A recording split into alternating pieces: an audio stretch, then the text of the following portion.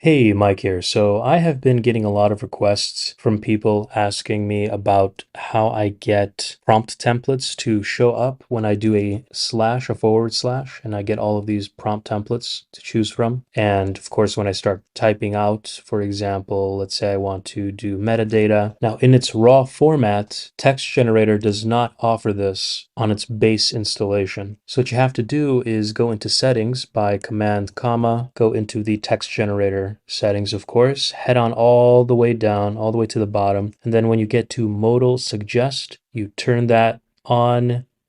It'll look like your application froze for some reason. I don't know why this happens whenever you do switch settings around for text generator. Seems like a UI bug here, but you can just click off or click the X here. I just click off. And now whenever you do a slash, forward slash, you will get every single template that comes with either the templates that you've installed from the templates packages manager, or in our case, our custom templates. So yeah, I know this is quite a short video, but I wanted to get this topic done and dusted. As always, like and subscribe to help me out here. And if you have any other questions, literally anything about Obsidian, AI, programming, coding, note-taking, you name it, that's what I'm here for. Post them in the comments below and I will get to them as soon as possible.